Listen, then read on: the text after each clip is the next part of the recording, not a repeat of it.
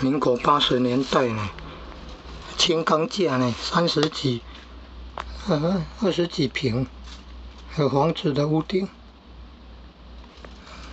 你看那个轻钢架就要13500，里门啊，玻璃啊，16000呢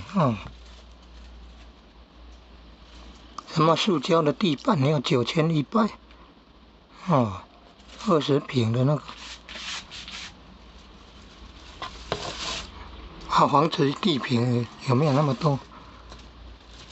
地板和地坪有没有那么多？20平左右了，塑胶地板要9000多了。你看，壁板装潢3×9是什么意思？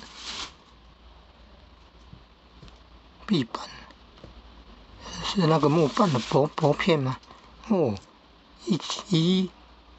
？14800呢，你看呢，装潢用不到那个木板的壁板14800。另外还有什么？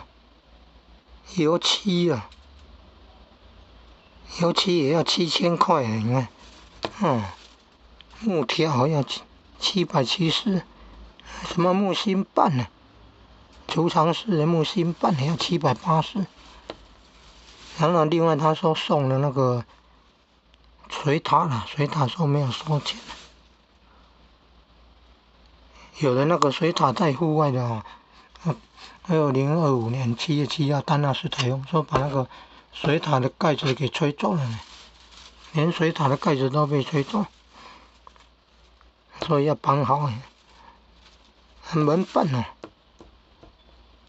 储藏室门板木芯板也要780块的，2片而已啊，780块的。另外还有什么？这是椅子还是什么？3800的，还有16500多的。这是什么东西啊？是椅子还是什么？多少乘以多少乘以多少是什么意思？单价有55块的，数量300是什么？可能是石膏板吗？天花板的那个石膏板吗？如果是这样一片195块，那3用到也不知道是不是这样。95块的120乘120乘以多少？看不清楚。有40块啊，95块的话就各95元的3800，可能石膏板的那个每一片55块吗？有吗？300片有那么多吗？石膏板也用到300片了。天花板那个石膏板16500。